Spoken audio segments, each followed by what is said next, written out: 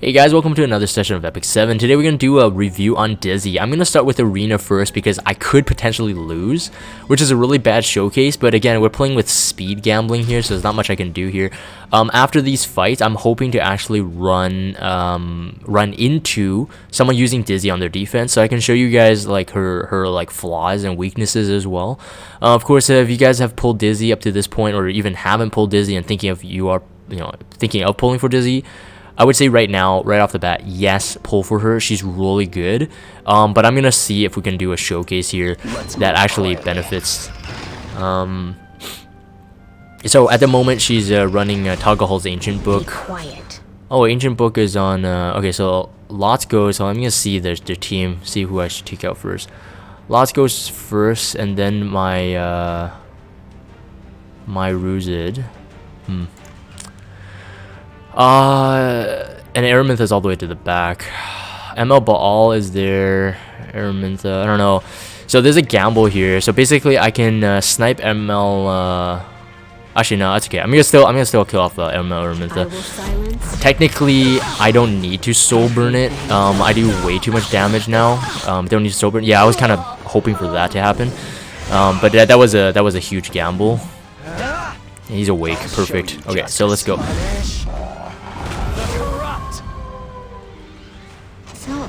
Alright, so combat readiness went up for Sage Baal because he didn't use his S2.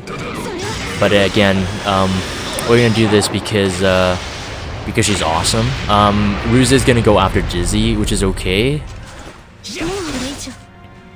Using Memorandum. I'm going to actually, it doesn't really matter who I go for. I think I'm actually gonna go. I'm gonna kill Oxalot actually after this, so I'm gonna go Ruzid. I'm gonna save ML Baal to the end here. After he does his AOE, he's gonna only do single target anyways. So and it's gonna go for Assassin Kali, so it's not as bad. Missed Ruzid, but still landed the sleep. Interesting. All right, so we're gonna push them back and also extend the debuffs with her S2. Anyway, I'm gonna get to her kit in a bit. The reason why I wanted to do this is because Sage Baal, if you don't kill him, he will use his S3, and depending how strong he is, he can one-shot my Akali. So that's why I didn't go for him first. Alright, so here we go. It's stunned, perfect. That's 25% chance to stun there. I'm gonna soul burn just to look cool. Alright.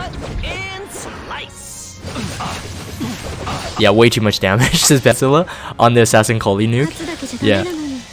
So yeah, that was that was successful. So yeah, for speed comms, she's pretty cool with my Assassin Kali because she becomes my Toggle Ancient Book user. Before I used to run Basar, and Basar is kind of good, but if you're fighting like ML Araminth, ML Baal, they don't buff themselves. So it's like, like Basar wasn't there to do much except maybe blind them. But of course, Dizzy is like the ultimate version. And then we're gonna get into that. I'm gonna try this one. So again, another speed gamble. If my Assassin Kali gets first turn, which I'm 80% sure I will, I'm gonna do pretty much the same thing. But again, this is to showcase Dizzy and her potential here. How annoying. All right, so let me check out the timeline and see who goes first. Ruzid goes, then Baal, of course, but Baal will cut after. Kisei goes after that. I'm actually gonna kill off. Kisei is a bit dangerous because Kisei is gonna go nuke my Dizzy, and hopefully my Dizzy is actually tanky enough. I'm still gonna go for Araminth, of course. If you don't kill her off, it's gonna be scary. Silence, please. Yes, perfect. All right, same thing as previous. Okay, sleep. It's fine. Okay, I'm gonna go.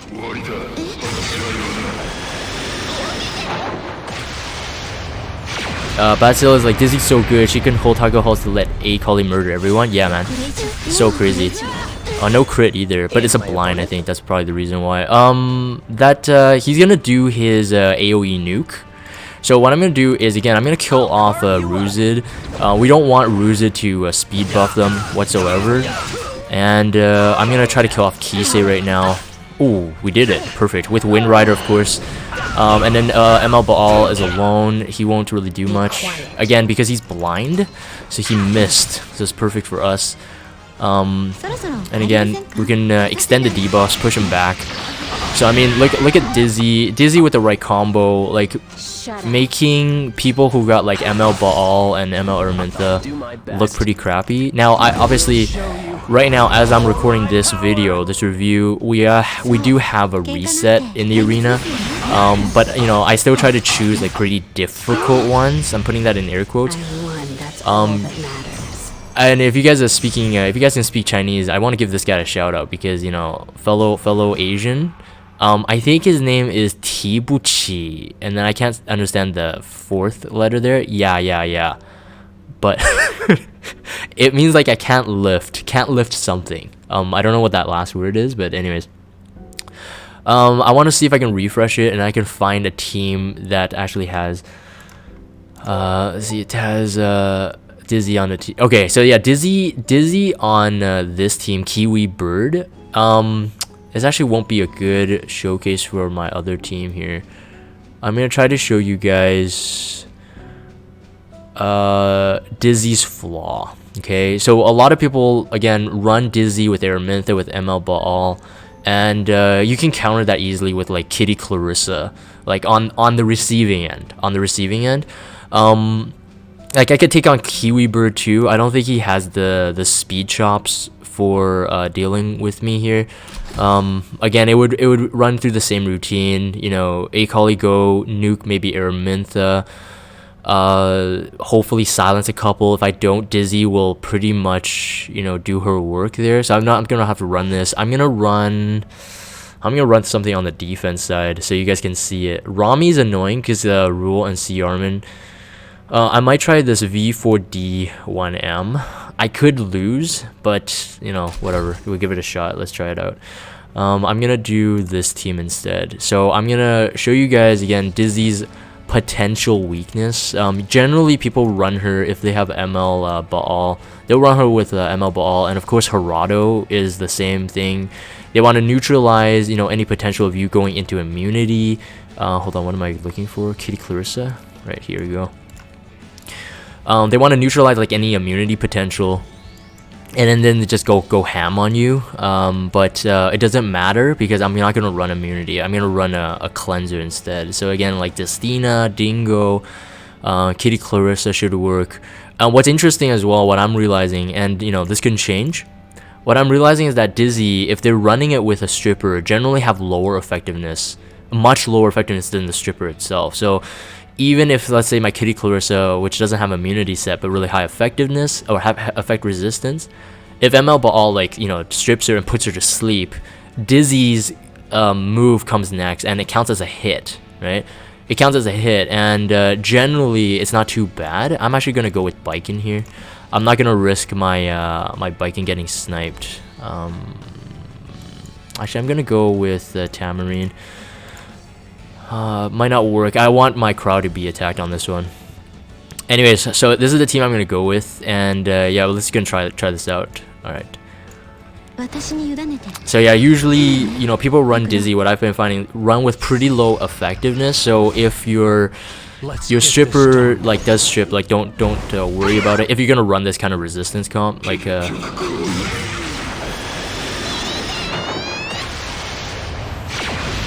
and generally they don't run a cleave, so the damage is not too great. Anyways, Biken's gonna come now with a high attack buff. He's gonna go for Crow, and hopefully my Crow can survive it. That's the whole thing. But if I can't survive it, then see ya. I think it's over. I think I'm actually dead. Hopefully I'm not. Oh, I died. Anyways, it's over. I think I already lost this. But anyways, that's what I mean. If you can survive it, if it was the proper team comp, you can actually survive it just doing that. Dizzy's next skill, of course, is going to be CR pushback. Usually extends the debuffs, but it won't affect us in this case. That does a lot of damage. What the frick? Oh, that Harado is like built as a single target nuker or something? That's hilarious. No, I already lost. So I'm gonna yield it. I'm not gonna waste the time. So, bad showcase of Kitty Clarissa, but it was just my team comp. Yeah, attack Harado? I know, what the frick was that, man? It's just like, I have like 8.7 or 8.9k. It did like 4k damage or something. That's pretty nuts. All right, so I think that's it for like the PvP showcase. I already showcased like Dizzy, but again, like, you know, Dizzy, even if, let's say, if I could have beat that team, like if Biken wasn't there and, you know, one shot my crow, Dizzy would be there to really force your opponents. So if you put Dizzy on your defense team, it would really force your opponents to kind of create a team just to be able to, you know, either ignore her debuffs or something like that, because they know that once they're debuffed, they pretty much lost. Like Dizzy herself, if with the right speed tuning, with the right artifact, Dizzy herself, if they don't kill her off, can actually kill your entire team if you can't sustain it. So what Dizzy does, I think, more than anything, is like if you're playing on a attacking team, of course it really sets you up for some, like, you know, survivability because you debuff them. If you put Dizzy on your defense team, it forces the other player who want to attack you to create a team around so that they can sustain the debuffs. So running C Armin, running, like, you know, Angelica is really annoying for Dizzy. It really pretty much makes her kind of useless. So obviously she's not like OP in the sense that, oh, there's no counter, and of course every team, every hero can be countered. But what Dizzy can do is just like ML Baal, it really like kind of forces players to kind of have to think around how can I, you know, ignore that hero or take them out. So anyways, we're gonna go into the hero review and her skills, and this is my Dizzy right now. I would say in terms of like Malagora, if you guys, like, you know, want tips on it, she doesn't really have too much damage going for her. Yes, if you guys have seen her mods, I think her S3 is a 2.5 times mod, which is incredibly high. That's like a Soulburn Luna, Soulburn Sid S3. It's very, very high, and but the thing is, it always misses. So always missing, you will never be able to crit. So that means crit damage doesn't scale with it. But then, of course, if you soul burn it, it says gain an extra turn. Her S2, you can crit, and you can benefit from crit damage. It's not a terrible mod either, because yeah, it's not a terrible AOE mod. But if you can benefit from the crit damage, it can actually be pretty good. I think there's someone that you know, is now probably famous Reddit famous. They are running Cleave Dizzy to showcase that as a cleaver she can actually do still pretty good. So like high crit chance, high crit damage, high attack. I think in the showcase he was running Tywin. So Tywin can buff up 50% crit chance with attack buff, and so she had like 3000 attack. I'm just like trying to think off the top of my head, like 250 plus crit damage and about 50% crit chance. It was still pretty good, and she had really low speed, but you know, they use like auxiliary lots to like push up Tywin for a second turn, and then Tywin can CR push her up, and then she just cleaves. So of course Tywin with a defense break, of course. Yeah, this is my stats right now. I'm going for like a beefier, tankier option. 14,000 health right there. I have a 1 awakening to go, so if you guys know her 6-star awakening, of course it's pretty good on her. I am convinced that I will actually go for her 6-star awakening. I wasn't planning that before, but a 12% effectiveness can go a long way, especially if you're building her as a kind of a tank. So right here I have a 60% attack, 60% health ring with an 18% effectiveness. And at this point, you know, I was thinking, you know, if I went with an effectiveness ring, I'm kind of losing a bit, you know, a bit of like what I need. And like I said, most people, you know, you can't really run a full high effect resist team unless you're all tanks and healers. Yes, you get the one-offs where, like, let's say my Kayron, which I showcased in my Kayron build, has 70% effect resistance, and if I ran him with like Angelica with like imprints, he can get like near 80, right? So like, yes, you get like sometimes you run into some DPS we have like lucky effect resistance, but no one really builds for effect resistance because, you know, they might be using the DPS for like PvE as well. So I don't think you really need like insane like 150% effectiveness on Dizzy. And then keep in mind that you are rolling 3 debuffs on her S3, right? 3 debuffs on her S3, 1 debuff on the S1, which is a 25% chance to stun. You're most likely not gonna get that anyway, but you're gonna run these 3 debuffs. That means all 3 of them have to roll between the effectiveness and effect resistance roll, the check. So for me, if I can, you know, awaken into 6-star over 100 effectiveness, that's solid. That's good enough. I actually, before I recorded the video, I was doing this on stream with the guys, and I was rolling this helmet, right? And I was like, yes, please go to speed, please go to speed. And I got speed. I think I only rolled 2 speed from it, or 3, which is good enough. So 208. That for my team rotation, as you can see, it's totally fine. I plan to use her as a Toggle Hall ancient book user for quite a while, and then maybe if I use her for like PvE or whatever, I'll like swap in other artifacts like a Tisa Scepter. So I'm gonna get into her actually skills first, and then we're gonna go into some artifacts, and we'll go into some gears and build ideas. So anyways, as you can see, of course, like I said, I'm going for a tanky version. 900 defense is not terrible. I don't think I can really improve on her except this weapon. I think this is the one I'm going to be looking for.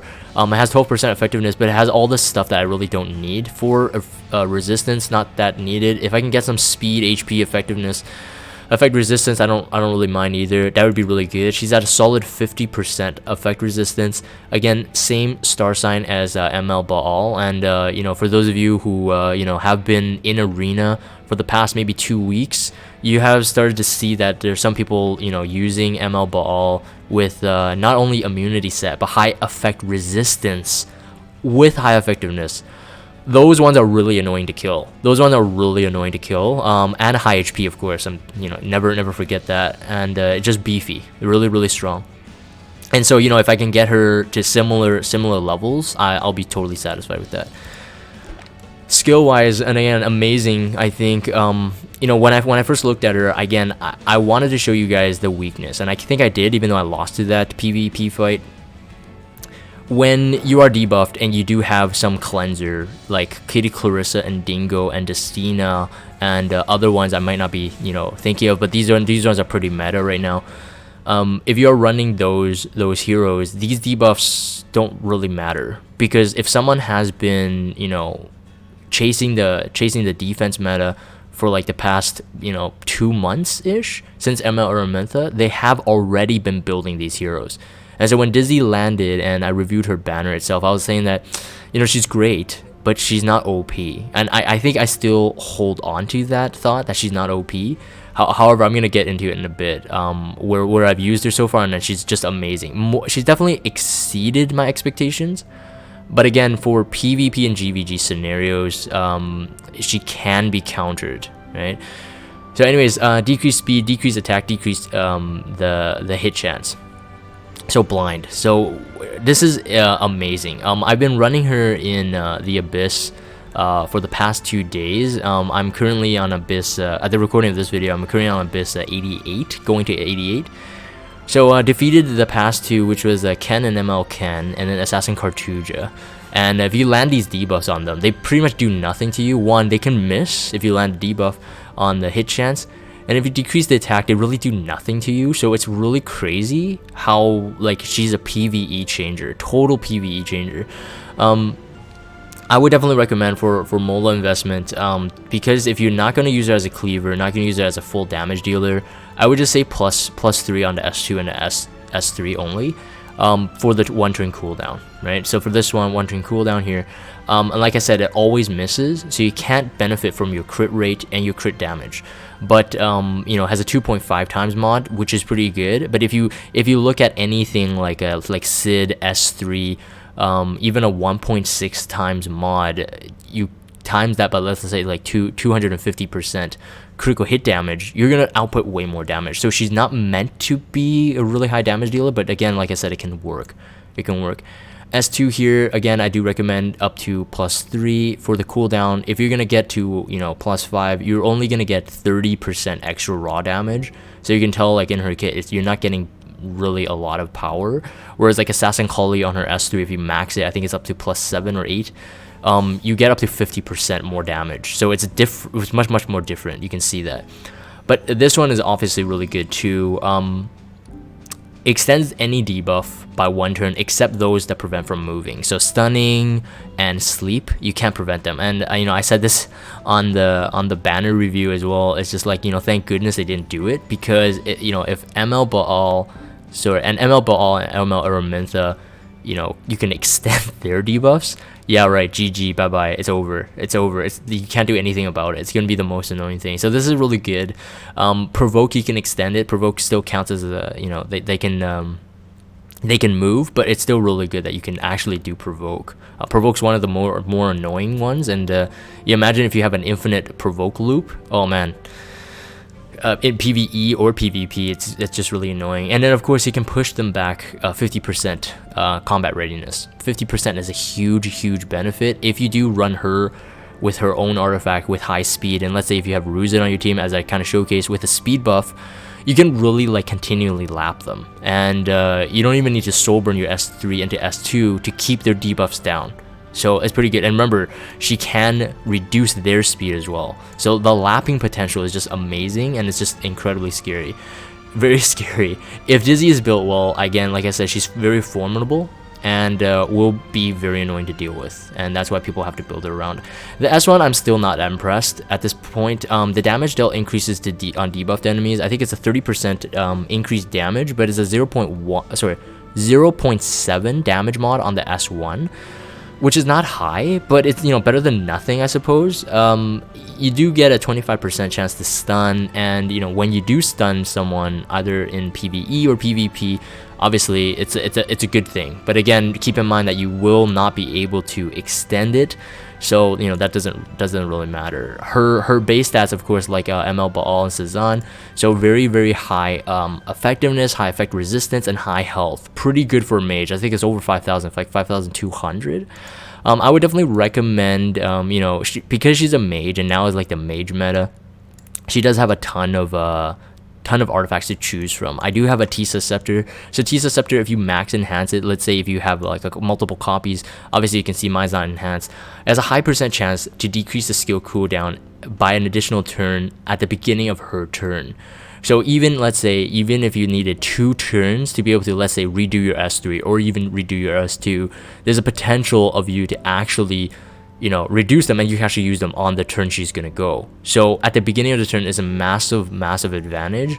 So if you know, it depends on how you run her, this could be a really good one. And Necro and Undine, I still think this is pretty good. I used it even in a PvP fight, and I still saw the benefit from it. Now right now it's at a 14%. If you max enhance it with 1 copy, only a 15%. And I was saying this, that will make a really big difference if you can max enhance it. So plus 30 up to a 20%.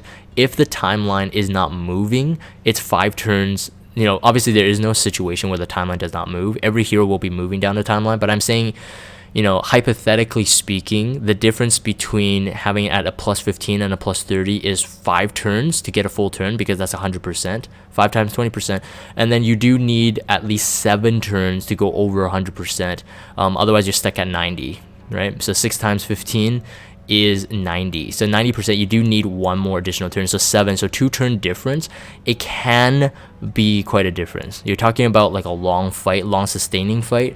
Those, you know, those jumps in your combat readiness do add up over time. Alright, but I think Tara mentioned this when I was pulling for her artifact. He's saying that, oh, that's not even the best on her. And you know, now that I've kind of seen it, I was like, yeah, it's kind of true, but it's still a nice artifact to have. But I think a Tisa Scepter would work. And like I said, she's right now my Talcohol's Ancient Book holder, just for my soul burn on my on Assassin Collie. So again, I'm gonna do a quick run of a PvE. So again, like I said, a absolute monster in Abyss. I think a lot of my guildmates have actually done up to Abyss 90 already, just because of Dizzy's arrival. Like, just Dizzy, and then just like, oh, so easy, and then just posting pictures on Discord, just like, hey, beat this floor. So I have to kind of catch up to them. But I'm gonna do one quick hunt here. I haven't tested her in Banshee myself, but I do think that she might have potential in Banshee, because if Banshee misses, I don't believe you get the poison, but for Wyvern, she just makes it so much easier. So if you're a new player, you know, if you're a new player and you're watching this, you know, you just you know, and yeah, maybe you're watching my reroll video. You know, I know that there's still a lot of new players like watching my reroll video.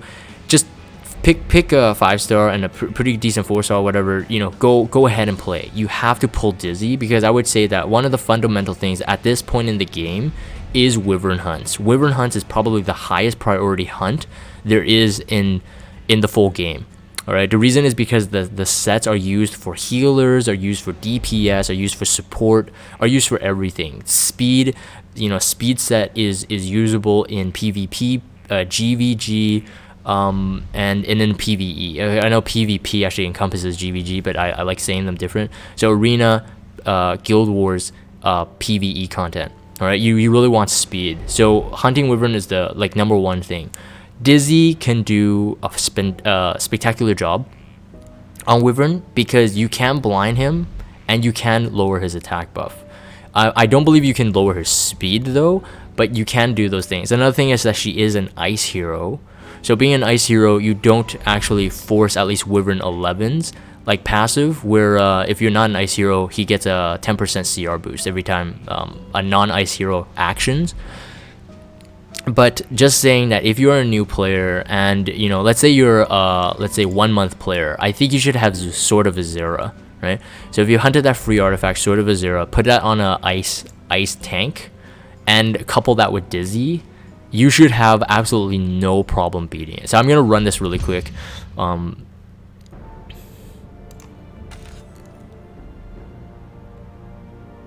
Druid Bolt says Banshee gets hit with the debuffs even in ad phase. Wait, so if you debuff the ads, she gets hit with the debuffs? And you said you can lap Banshee? Wow, that's amazing. You pitiful beings.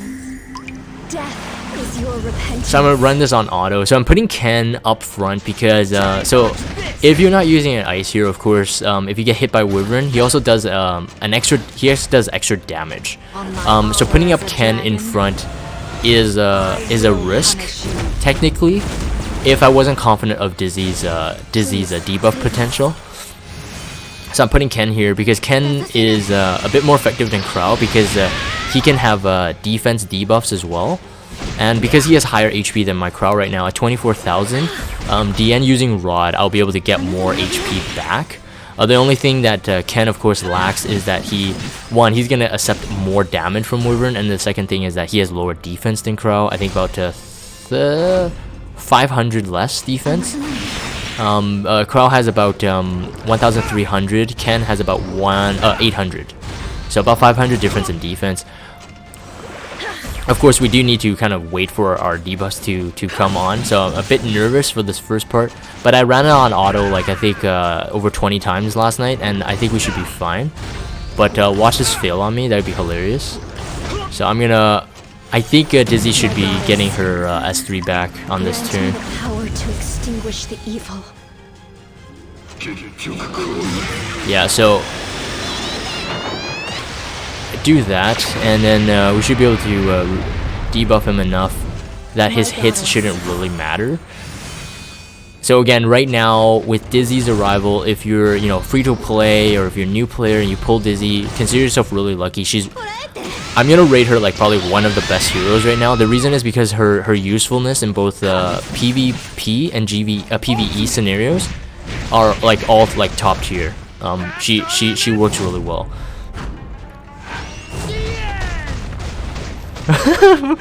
Ricklington asks, so where's our Dizzy voice acting during the Wyvern fight? Oh man, it's not good, man. It's oh man, it's just for the guys that probably haven't watched that stream. There was one stream I think I did last week where I started doing a Dizzy's voice in Japanese, and I went all high pitched, woman like. I don't know if I want to do it here, man. This is gonna be a review video. People are gonna watch this. I don't know if they want to hear me screech like a girl. Terror heard it yesterday. She's just like, what the frick? Oh man, that's hilarious. Oh man, PMA wants to say that Dizzy is busted. Dizzy is busted. She's pretty good. I have to say, she's pretty good. In terms of like, Baiken versus Dizzy, I think people are more hyped for Dizzy. Dizzy, you can see her used way earlier than I would say like Baiken. Like in like PvP scenarios especially. Baikon's still cool. I needed Baikon because that's an Earth Nuker, but I think Dizzy compared is probably the better hero overall. Did you mola her? Yeah, I did. So you can see all those debuffs on him now. Pretty cool. Yeah, you can't see our pushback Wyvern here, but you can see our pushback some of the Abyss bosses. So the ones that I mentioned, A-Cart and even ML Ken. You can actually see our push them back, which is interesting. I didn't know that you could for them. I know that you could push back like D Corvus and whatnot for Abyss 85. Health, crit chance, and defense. I'll keep it for now. It's kind of a weird one. Anyways, I think I'm gonna end that one there. I don't know if I'm missing anything. Dizzy again, pretty self-explanatory. Actually, I might run one more PvP. Actually, let's run one more PvP just for fun. I don't know if I showed all my gear here. Anyways, I rolled a pretty decent. Actually, put up the stats again. I will do one more PvP run, arena run here. I rolled really lucky on this one. 8 speed, 19 effectiveness. This one I'm doing it for the beefiness aspect. Technically, this one could be replaced in the future as well, but just to complete my hit set. You guys showed the ring here. You guys saw my sword and the thing. This one's pretty decent too. 19% effectiveness, 10 speed. I'll take it. So far so good. I think I'm gonna be satisfied with her for a while. I'm not gonna go. Actually, I'm gonna lock this one. I'm doing. I'll lock that and this one and this one. Doing some house cleaning on soon. I think in the future, like, yeah, if I'm gonna craft weapons for like other heroes and I come across a good one for her, I'll give it to her. She's worth it. She's definitely worth it. Should be able to hit like over 210 speed if I do that. Let's see. Echo is like, I feel so lucky having both Baikon and Dizzy, given how unprepared I was. You didn't go for what's it called? You didn't get them on pity, right? You got them like legit, like without pity. It's pretty good. I'm gonna try the same speed team on this one. Let's see how we do here. If their Dizzy goes, it's actually quite annoying because it actually lowers our kill potential a lot, right? So for survivability, I think you know, we might have a tough chance. Once we can't kill them off, they can kill us. So let's see how we do here. How annoying. Harado goes first, and that's pumping myself out. Let's see here. He'll most likely crit. That might push up. I'm actually gonna nuke out to Harado first. In this case, actually. Wait, who goes second? No, my Ruzi goes second. It looked like Harado had someone behind him, based on the icon on the bottom there. And I'm thinking I'm gonna nuke out to Harado, but I'm not gonna take chances. I'm gonna soul burn it, because some people build them like pretty beefy. I will silence everything. Not gonna risk it. And silence on 2 of them, not on Dizzy. So maybe high effect resistance. This will also help me gauge how much HP they have, just based on how much percent loss they have on their bars. Okay, so I should be able to one-shot. Okay, so that Dizzy's pretty beefy. You can tell her HP compared to ML Araminta and the C Dom. I'm actually gonna nuke out ML Araminta first, and then we're gonna take out C Dom. With elemental advantage with the speed buff, I have a 10% more damage. So on Sid. Alright, so we're gonna get hit by this, and the only benefit we have is she's debuffed as well, but we're gonna get the debuff no matter what. So even if she misses, we get the debuffs. But the thing is, we have multiple heroes, and we have a speed buff up. So speed buff up means that we can actually probably lap her, so we'll lose our actual debuffs earlier than she does before she gets her S2. So that's our goal right now. So because the speed buff is on our heroes, as you can see, I am lapping her, and because I did have higher initial speed than her, based on the timeline, I should be able to lap her pretty quick. So you can see that right now, at least my Assassin Kali has no more debuffs on her. So even if she gets her S2, actually no, most of my heroes don't have them anymore. So only Sid will get the extension, which is fine, but you know, she's dead anyway. Even if I have the debuffs. So yeah. So that's how I'm running Dizzy right now. Really good for my Targa Hall Toggle Hall team, or Toggle Hall Ancient Book holder. So anyways, I'm gonna end that one there. I have no flags right now anyways. So yes, my thoughts on Dizzy. Is she OP? No. Is she busted? I don't think so. I just think that if you don't have ML Baal, you don't have ML Araminta, she kind of works in that role, even though ML Araminta is more of a damage dealer, but her stun is usually what really annoys people, not the burn itself. It's the stun combo with the burn. So, you know, if you don't have those heroes, I think she's closer to like ML Baal without the strip potential. But again, if you have all 3 of those heroes, or even 2, like ML Baal and Dizzy or something like that, you should have a very, very solid GVG and you know, arena defense and offense. Again, like you see, like, you know, once you get her debuffs landed, there's pretty much nothing that the other team can do, pretty much, unless they cleanse it or put up an immunity buff right away. So I still don't take her on C Armin and Angelica teams.